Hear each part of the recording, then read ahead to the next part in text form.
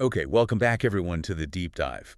So today we're diving into something pretty big, a critical look at Canada. Right. Specifically, we're looking at it as a travel destination for 2026. Everyone thinks Canada, they think stunning nature. Absolutely. Mountains, lakes, the whole deal. Exactly. But let's be honest here, there's also the cost factor. It's not exactly known for being cheap, is it? That's a big part of the conversation, definitely. Significant expense often comes up. So our mission today really is to sift through all this material. We've got travel notes, cost analyses, regional guides, the works. Yeah, a whole stack of detailed stuff. Not just brochures. This is like the financial blueprint. Right. Gets into the nitty-gritty. hmm Regional highlights, yeah, but also the hard numbers. Costs for everything. From museum tickets to, that fancy mountain lodge, it's all in there. West Coast planning, Rocky scale, Eastern diversity. And what we want to do is give you, the listener, the shortcut. Like, distill all this down. Get past the glossy pictures. Yeah, get beyond the usual tour spiel. Give you the synthesized knowledge you actually need to figure out the real costs, the culture, what kind of financial commitment you're really looking at for a trip that feels worthwhile. Strip away the fluff, get to the core truth. Exactly. So let's frame that big question right off the bat, based on everything we've seen in these notes. Okay. There's this tension, right, between the potential experience could be a $30 hostel, could be a $300 lodge, and the actual investment. Money, sure, but also time, because Canada's huge. Massive. Traversing it takes time. So how does that investment stack up against the reward you actually get? What's the real value proposition here? Let's unpack that, starting maybe out west on the Pacific coast. Good place to start, Vancouver. All right, so when our sources talk about the West, Vancouver is front and center, and the description they use is pretty spot on. Nestled between ocean and mountains. It really is. That geography isn't just pretty. It basically defines the city, drives the lifestyle, but also, the costs. And what jumps out immediately is how easy it is to switch between, city life and proper wilderness. Yeah, that blend is key. It's seamless. You don't always need a whole separate trip to get into nature. It's right there. Like Stanley Park. It's enormous right downtown. Oh, it's incredible. Frames the whole city center. And that seawall. Perfect example. You can walk it, bike it. It's iconic, super accessible, and pretty much free, right? Yeah. Great for anyone watching their budget. Gives you that instant outdoor fix without spending much. Just stunning views for the cost of maybe a bike rental or nothing if you're walking. And then you can just pop over the bridge to Granville Island Market. Totally different vibe, bustling, urban, lots of food, crafts. Yeah, that's a great little snapshot of the city's two sides. Urban energy, local flavor. But okay, if you want more nature, the mountains are literally staring at you. Right across the water. You can hike Grouse Mountain, which is nearby, or check out the Capilano Suspension Bridge. Now here's where the costs start to kick in, like our sources point out.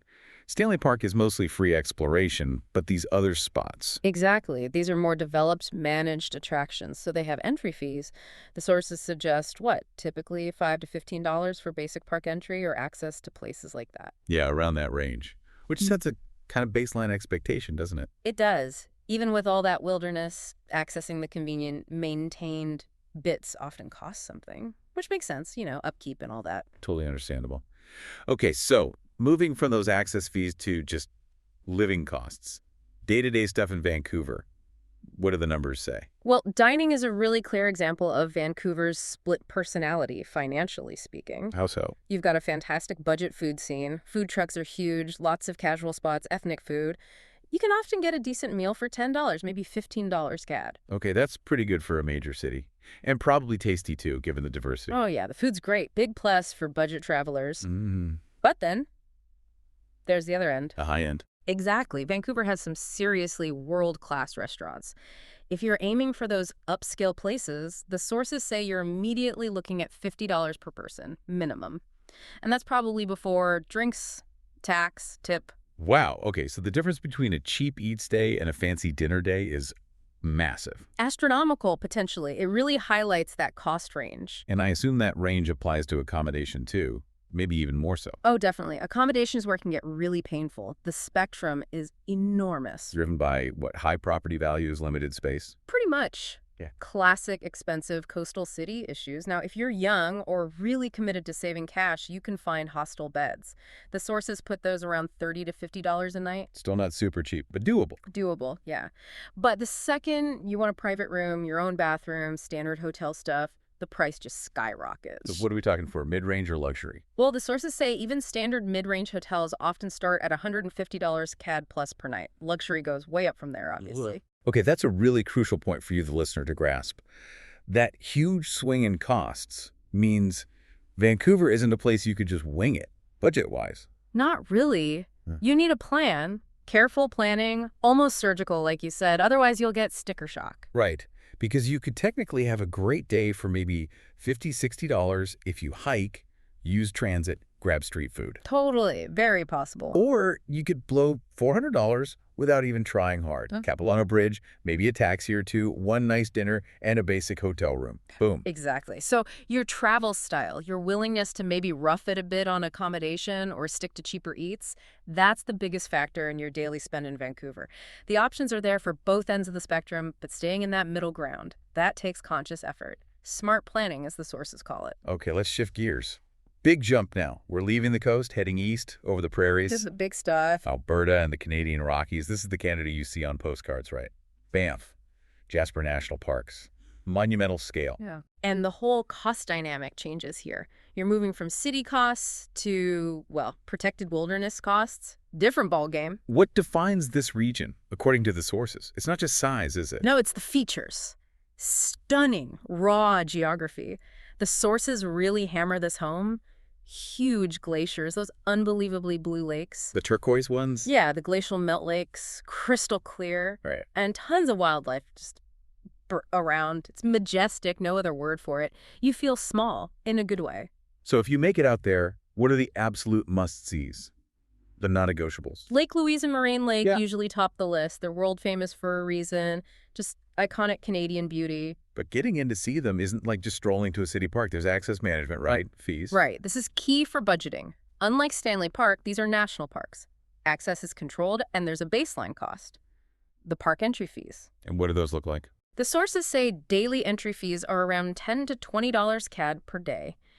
It's usually per person or sometimes per vehicle, depends on the park pass structure. You can get longer passes too, like a discovery pass for multiple parks or days. Okay, so $10, $20 a day. That doesn't sound too bad initially, but if you're planning to stay a while... Exactly. That's what you need to realize. If you want to spend, say, 5 days exploring Banff, hiking different trails, that $10, $20 per day becomes $50 to $100 per person right off the top just to be there. It's a foundational cost. Got it. Now, once you're in the park, what about activities? Is Oh. everything expensive? That's where it gets interesting. There's a real contrast based on how much effort you want to put in or how specialized you want to get. Meaning? Meaning you can have incredible experiences for free. Just hiking. There are tons of well-marked trails, amazing views. It just requires your own energy. Self-guided exploration is huge there. Okay, so hiking is mostly free once you've paid the park entry, Right. But then you have the classic Rockies experiences. like canoeing on Lake Louise. Exactly. Mm. Or taking a guided tour to see wildlife. Or maybe walking on a glacier with a guide. Those are different. They involve equipment, guides, insurance, risk. So they cost more. How much more are we talking? The sources give a range. From free hiking, obviously, up to $100 or more for, say, a half-day specialized guided tour. It varies a lot. So you're paying for the expertise, the safety, the access you couldn't get on your own. Pretty much. And the sources kind of suggest that for a really full experience, you'd probably want to budget for maybe 2 or 3 of those paid activities during your Rockies trip. Okay. And then accommodation again. I bet there's a big split here, too. Oh, yeah. Probably one of the starkest divides in Canada because location is everything in the Rockies. So what are the options? You can go super budget. There are basic rustic hostels in the towns like Banff or Jasper or designated campgrounds, even overflow spots sometimes. Those can be incredibly cheap, like $20 to $40 a night. Which is great for hikers, backpackers, lets you stay longer. Totally. Makes an extended stay affordable. But then you have the other end, the dream. The big lodges, like the Fairmont Chateau Lake Louise. Exactly. Those iconic, historic mountain lodges. That's a major investment. The sources say prices jump immediately to $150, easily hit $300, and can go much, much higher per night, especially in peak season. Wow. So that $150, $300 plus entrant, what are you actually paying for? Just a nicer room? Not just that, this is a key point the sources make. It's about the scenic payoff. It's the justification for the cost. Meaning the view. A location. Yeah, for travelers who really prioritize that waking up in the postcard, the history, the comfort, having that jaw-dropping view right outside your window, the high cost is almost seen as necessary to get that specific setting. So it's not just a bet, it's buying immersion. Exactly. The sources frame it as a deliberate trade-off. You sacrifice budget flexibility for waking up at Lake Louise. For some people, that specific experience is worth the massive price tag. It's the difference between driving to the iconic spot versus living in it for a night or two. Precisely. And the sources are clear. If that high comfort, fully immersive, postcard perfect experience is your goal, then yeah, the high price is pretty much non-negotiable in those prime locations. All right, so now we make the biggest jump conceptually and maybe physically too. We're leaving the wide open spaces, the mountains. And heading east to the big cities. Yeah, shifting to the high density, high energy vibe of Eastern Canada. Let's focus on Toronto as the main hub there. The whole focus changes less raw nature, more urban buzz, culture, institutions. Okay, Toronto. Massive city, super diverse. What are the key things our sources point to as defining the experience there? It's really anchored by its major cultural institutions, world-class museums for sure. Right. The Art Gallery of Ontario, the AJO, gets mentioned specifically. The AJO is fantastic. And of course, you can't miss the CN Tower. It just dominates the skyline. Instantly recognizable. So those are like the anchors for a city visit. And unlike park fees, these have specific ticket prices, right? Exactly. More predictable costs here. The sources suggest major museum entry is generally in the $15 to $25 CAD range. Okay. The CN Tower, being kind of a unique attraction, is often at the higher end of that, maybe a bit more sometimes. Makes sense, it's a huge tourist draw. Right. But one thing that's interesting about Toronto, according to the sources, is getting around. It's actually pretty efficient and not too expensive. Yeah, that's a big plus, especially for budget planning. The public transit system, the TTC, subway, streetcars, is described as excellent, and fares are around $3 scatter ride. That's huge because in a lot of big North American cities, transport costs can kill your budget if you're relying on taxis or ride sharing. Totally. So if you stick to public transit in Toronto, you can cover a lot of ground pretty efficiently and keep those daily travel costs quite low. That helps offset maybe higher museum or food costs. Speaking of food, what's the baseline cost like in Toronto? Similar to Vancouver. It seems pretty consistent, actually. The sources mention casual dining starting around $12 CAD. So yeah, similar to Vancouver, it reinforces that national baseline. Even a basic lunch in a major eastern city isn't super cheap. That $12 figure is important data for budget planning. Okay. But a trip to the east, especially southern Ontario, often includes something else, right? Something big and watery nearby. Ah, yes. Can't forget Niagara Falls. Our sources flag that as a key eastern experience. And apparently, it's quite accessible from Toronto. Very accessible. And the sources offer a good cost-benefit point here. You don't necessarily need to rent a car and deal with the traffic yourself. How so? Packaged tours. You can get organized bus tours from Toronto to Niagara Falls for, the sources say, around $50 to $70 CAD. Okay, that's pretty reasonable. Includes transport, maybe a guide? Usually, yeah. Yeah. It takes the hassle out of it, makes visiting one of the world's biggest natural spectacles pretty straightforward and budget-friendly, relatively speaking. A good value add-on to a Toronto stay. So for Toronto, the equation's a bit different. Maybe higher costs for specific attractions and that baseline food cost, but you save on getting around using the efficient, cheaper transit. Exactly. It makes navigating the city potentially fit within that tighter $100 to $200 daily budget, provided you're leaning heavily on that $3 transit fare. Okay, so we've hit the big cities, the iconic parks. But if this is a deep dive, we need to go a bit deeper, right? Look at some other layers of the Canadian experience. Absolutely. What else do the sources highlight? Well, something really important they emphasize is the opportunity for authentic cultural experiences, specifically related to Canada's Indigenous heritage. This goes way beyond just sightseeing. Yeah, that sounds crucial. Moving beyond just looking at landscapes to understanding the history in the landscape, how do you access that? through things like guided tours, often led by members of the communities themselves, or visiting dedicated cultural centers. The sources call these powerful, authentic travel experiences. Powerful and authentic. And what about the cost? Are these experiences expensive? Surprisingly accessible, actually. The sources give a typical cost range of about $30 to $70 CAD for these kinds of tours or center visits. $30 to $70. Yeah. That's comparable to, or even less than, going up the CN Tower. Exactly. And think about the value proposition there. For that price, you're gaining access to deep cultural knowledge, history, authentic perspectives from First Nations, Inuit, or Métis communities. It's an investment in understanding, not just entertainment. Precisely. The sources really stress how important these are for getting a richer, less superficial grasp of the country. A really high-return item to budget for, if you ask me. Definitely sounds like it. Okay, what else? Any other dimensions? And then there's the big one, geographically speaking. The Canadian North. Ah, the territories. Yukon, Northwest Territories, Nunavut. Yeah. This is painted as a totally different beast. For the adventurous traveler, we're talking unique wildlife, polar bears, maybe caribou migrations, and just vast, pristine wilderness on a scale that's hard to comprehend. Sounds incredible, but I sense a but coming. Oh, a big but. The sources are crystal clear. This requires higher costs and significant travel planning. Emphasis on significant. Meaning flights, Yeah. logistics. All of the above. Getting there is expensive. Flights to remote northern communities can cost a fortune, potentially more than your international flight to Canada.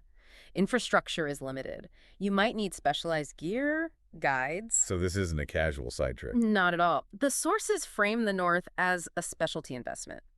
It's for travelers who are maybe prioritizing that specific, remote, high-latitude experience above all else, perhaps as a once-in-a-lifetime thing. And are willing to pay a serious premium for it. Exactly. The promise is unforgettable rewards, but it comes with a major price tag and logistical hurdles. It targets a very specific type of traveler, deep pockets, or deep commitment to that kind of adventure. Someone who wants solitude, raw nature, maybe the Northern Lights, and is prepared for the cost. Got it. So not for the average budget-conscious tourist. What about something more accessible? Do the sources mention seasonality? Yes, definitely. They talk about festivals as being key year-round draw cards. This is important because it shows Canada isn't just a summer destination. There's stuff happening all the time. Like what kind of festivals? Well, they give some big examples. The Calgary Stampede out west, huge rodeo, Western culture showcase. The Montreal Jazz Festival, world-renowned, brings in top international artists. And then various winter carnivals across the country celebrating, making the most of winter. Right, embracing the snow and ice. Yeah. And what's the cost situation with these festivals? Do you need expensive tickets for everything? Often no, that's the nice thing. Many of these festivals have big free components, street performers, parades, outdoor stages, general atmosphere. You can soak up a lot just by being there. But for the main events, headline acts. Yeah, for those, you'll need tickets. The sources say ticketed shows can range from maybe $15 for smaller things up to $100 or more for the really big names or premium events. So there's a tiered structure. You can engage at the level that fits your budget, from free participation to premium seats. Okay, so we've journeyed across the country, looked at cities, mountains, culture, the North, festivals.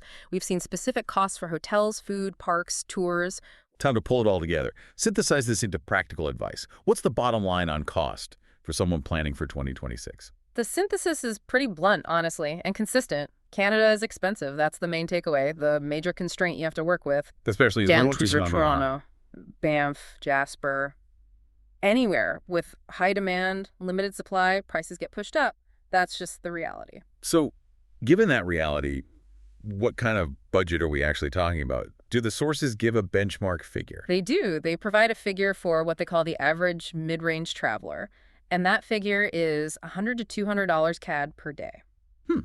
$100 to $200 Canadian per day. Yeah. So, does that feel right, based on everything we just discussed? That's the million-dollar question, isn't it? Because, just thinking about it, if a basic hotel in Vancouver starts at $150 and lunch is $12 plus fin, and you want to do anything else, how do you stay under $200, let alone near $100? You've nailed the critical nuance here. That $100 to $200 figure isn't comfortable cruising altitude. It's an average that, according to the sources, requires smart planning. Okay, what does smart planning actually mean in this context? Because that range has to cover everything, right? Accommodation, food, transport, activities. Everything. And smart planning basically means you cannot consistently stay in $150 hotels and eat $50 dinners and expect to hit that average. It requires making strategic trade-offs. So it's not just planning, it's like active budget management day by day. Exactly. It means balancing things out.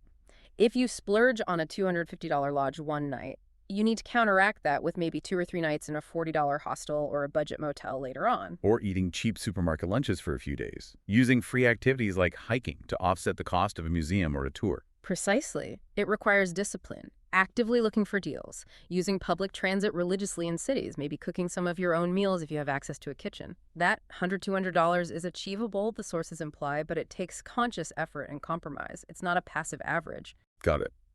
Okay, that's the daily budget. What about the bigger picture, getting around this massive country? Right, the logistics of vastness. That's the other major factor besides daily cost. Canada is just huge, second largest country in the world. Time becomes a critical resource too. So how do you tackle the distances? We know public transit is good within cities. Yeah, excellent in major cities, a real cost saver there. But between, say, Vancouver and Calgary, or Calgary and Toronto, driving takes days. Trains are scenic, but slow and not always cheap. Which leads to the inevitable conclusion in the sources. Domestic flights. State flights are pretty much necessary to cover vast distances efficiently, especially if you have limited vacation time. Okay, necessary, but probably not cheap either. Generally not, no. Yeah. Especially compared to budget airlines in Europe or Asia. So you absolutely have to factor the cost of potentially several $100s per internal flight into your overall trip budget.